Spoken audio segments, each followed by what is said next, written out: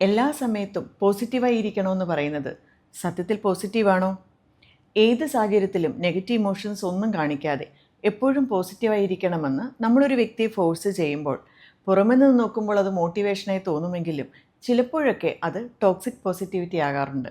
ഒരാളുടെ real ഇമോഷൻസിനെ completely ignore ചെയ്തുകൊണ്ട് എപ്പോഴും അവരോട് പോസിറ്റീവായിട്ട് ഇരിക്കാൻ പറയുന്നതിനെയാണ് ടോക്സിക് പോസിറ്റിവിറ്റി എന്ന് പറയുന്നത്. അതായത് നമ്മൾ മക്കളോടായാലും പാർട്ട്ണറിനോടായാലും ഫ്രണ്ട്സിനോടായാലും അവർക്കുണ്ടാകുന്ന സങ്കടം, ദേഷ്യം, ഫ്രസ്ട്രേഷൻ, ആൻസൈറ്റി ഇതൊക്കെ കേൾക്കുമ്പോൾ അതിനൊക്കെ കംപ്ലീറ്റ്ലി അവഗണിച്ചുകൊണ്ട് ഇതിത്ര വലിയ കാര്യമാണോ, ഇതിലൊക്കെ ഇത്ര കരയേണ്ട കാര്യമുണ്ടോ, ഇതിനേക്കാൾ അനുഭവിക്കുന്ന എത്ര പേർ നമുക്ക് ചുറ്റുമുണ്ട്, ഇങ്ങനെയൊക്കെ പറയുമ്പോൾ ആ വ്യക്തിക്ക് അവരുടെ ഇമോഷൻസ് വാലിഡ് അല്ല എന്ന് ഫീൽ ചെയ്യുന്നു. ഒരു വ്യക്തിയെ സപ്പോർട്ട് ചെയ്യാൻ എപ്പോഴും പോസിറ്റീവായിരിക്കൂ എന്ന് പറയേണ്ടതില്ല. അവരുടെ പ്രോബ്ലംസിനെ ഡീഗ്രേഡ് ചെയ്യാതെ പകരം അവരുടെ ഫീലിങ്സ് വാലിഡ് ആണെന്നും അവരെ നമ്മൾ മനസ്സിലാക്കുന്നുണ്ടെന്നും അവരെ കേൾക്കാൻ നമ്മളുണ്ട് എന്ന ഫീലിങ്സാണ് അവർക്ക് നൽകേണ്ടത്. ഒരു ബന്ധത്തിൽ സ്നേഹം എന്നത് അഡ്വൈസ് അല്ല, അണ്ടർസ്റ്റാൻഡിംഗ് ആണ്, കേൾക്കലാണ്.